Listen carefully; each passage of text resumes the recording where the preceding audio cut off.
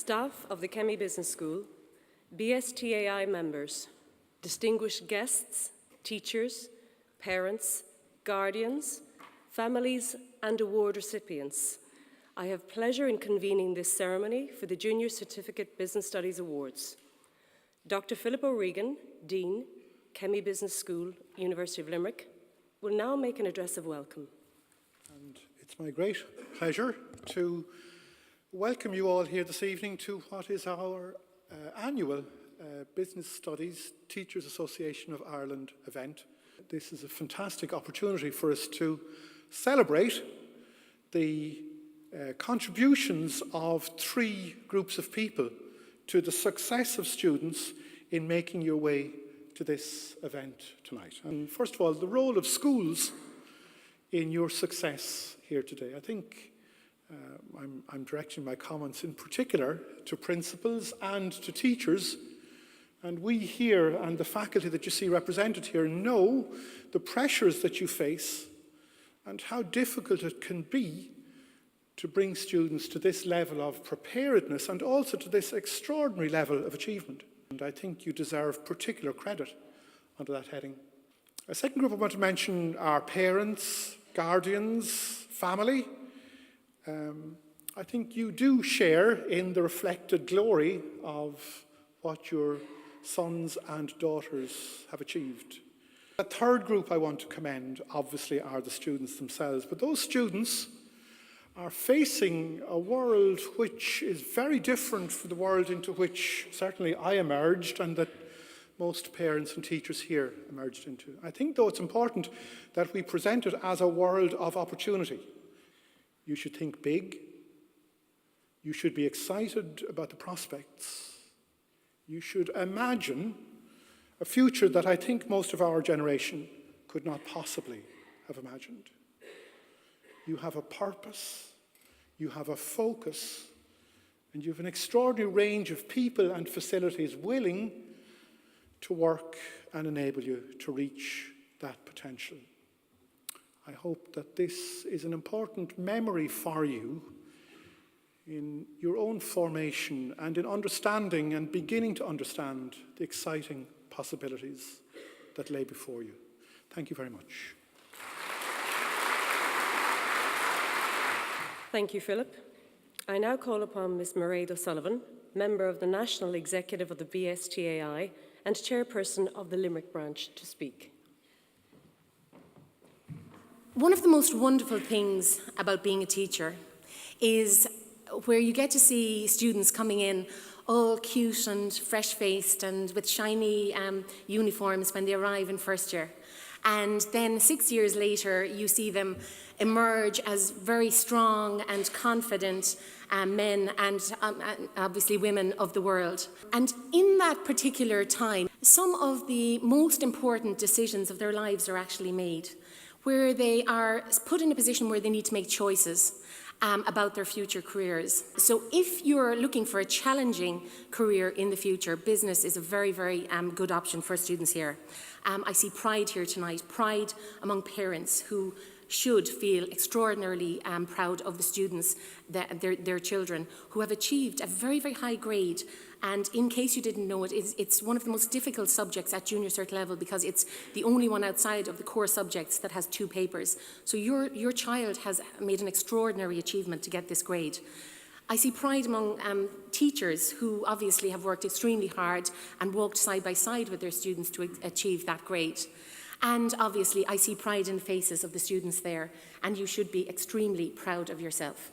So on behalf of the Business Studies Teachers Association, I would like to acknowledge these students and congratulate them, and also thank KBS for their continued support and for this fantastic ceremony and facilitating such a fantastic ceremony so that we can celebrate such nights as tonight. Enjoy the evening, everybody. Thank you. Thank you, Mairead. I now call upon Dr. Philip O'Regan, Dean, Chemie Business School, to present the recipients with their certificates. St. Mary's Secondary School, Newport, Coleman Colin.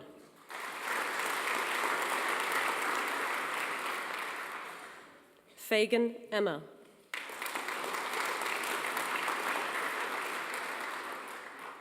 McKeough Ellen.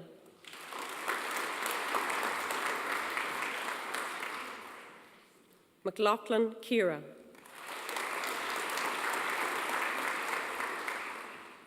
O'Sullivan Orla.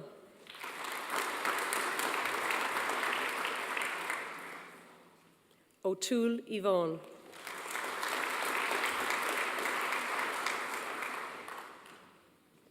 Rochford James.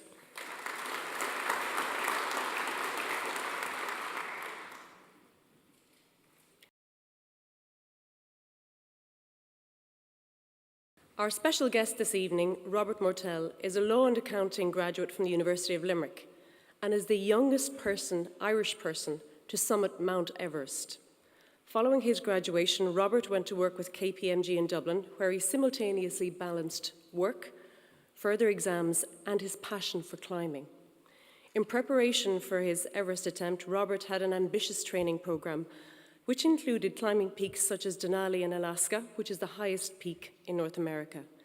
He and his expedition team spent 20 days on the mountain in temperatures below -30 Celsius, with wind chills below -50. Robert left the mountain as one of the successful 16% of mountaineers who reached the summit during the season to date. More impressively, he arrived home with his health and all of his fingers and toes.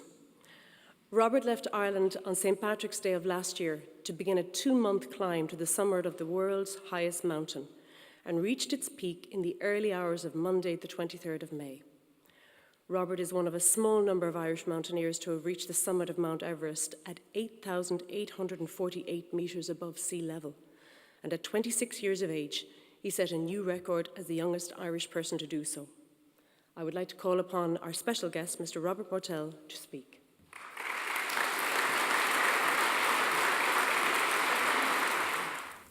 There are a lot of topics I could speak about today, but in particular I want to speak about realising ambition, because that's very important to me and it should be very important to you guys. When I talk about realising ambition, I want to talk about what it means to me and possibly what it means to you.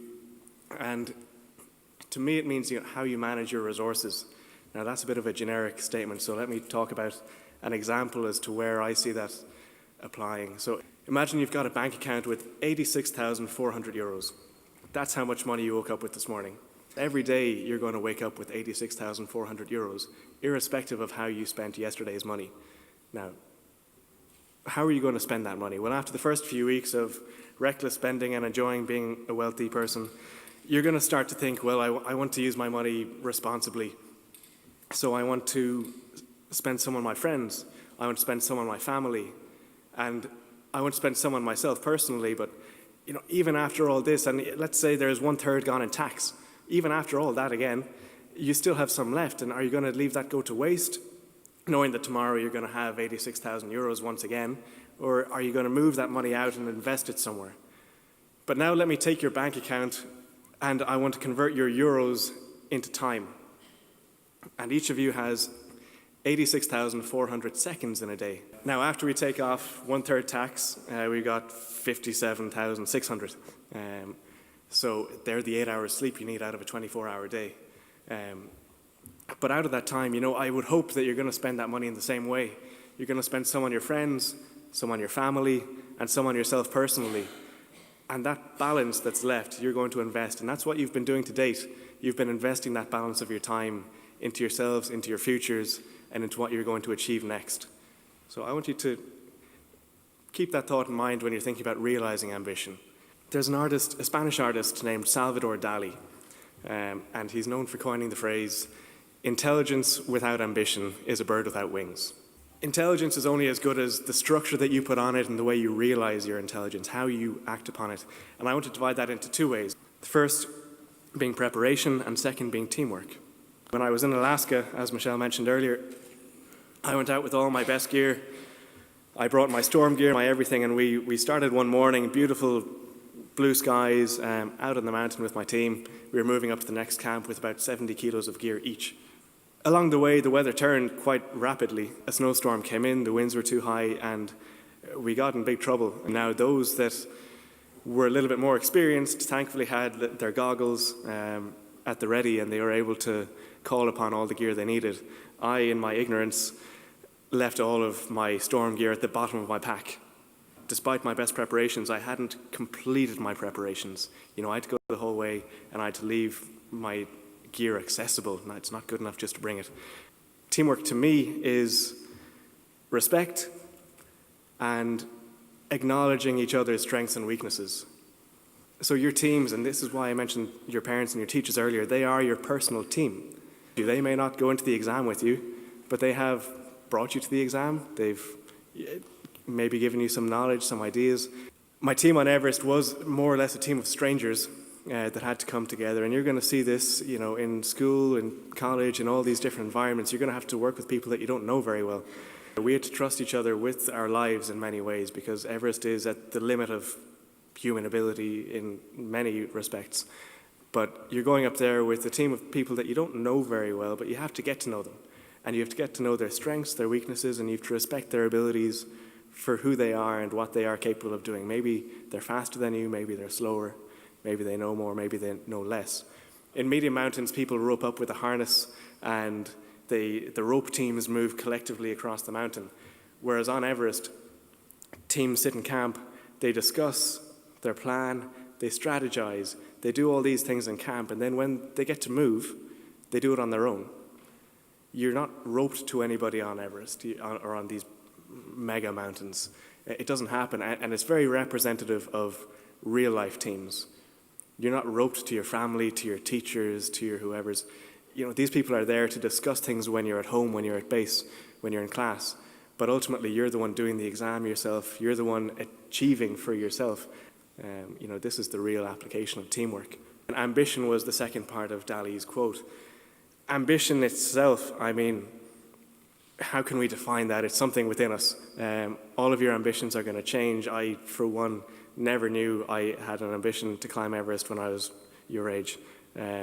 Deep down, it clearly was there, but I never truly realized because it was impossible. As I said, when we talk about think big, you never know how big you can think. And I had no idea that I was ever going to make it to Everest, even when I devised the plan to try. All you need to focus on now is the little steps in the right direction.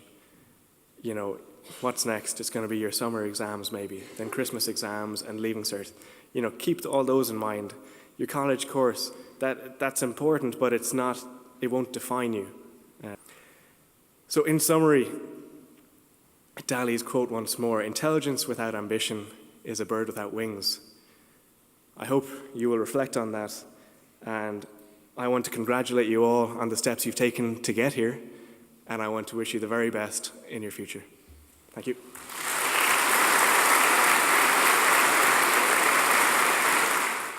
Thank you, Robert. I would like to acknowledge the work of the BSTAI and the schools for the high standards achieved by tonight's recipients. I would like to congratulate each recipient on your wonderful achievement, and we hope that you will consider the University of Limerick as a place of study in future. Please remain in your seats until the students have processed out.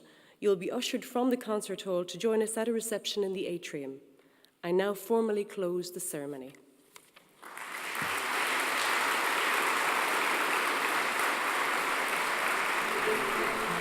Thank you.